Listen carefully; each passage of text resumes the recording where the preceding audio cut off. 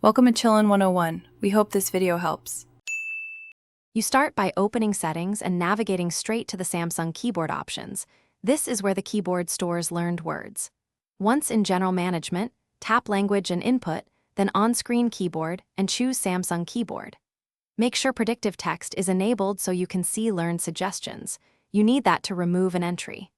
Now tap Text Correction or Smart Typing, depending on your model, to reach the personal dictionary and suggestion controls, because that's where individual words live.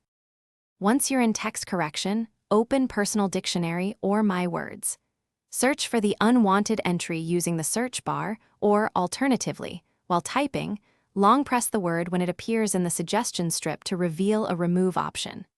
Tap the word entry, then choose Delete or the trash icon to remove it from learned suggestions.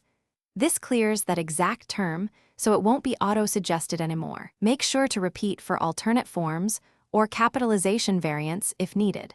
After deleting the word, confirm by typing the root again. The suggestion should be gone. Once done, restart the keyboard or the phone to ensure changes propagate. If several unwanted words persist, go to Samsung Keyboard Settings and choose Reset Keyboard Settings or Clear Typing Data. This removes all learned words, so use sparingly.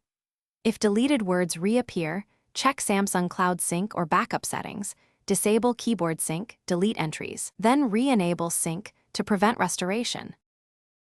Thanks for watching. Consider subscribing if we helped you.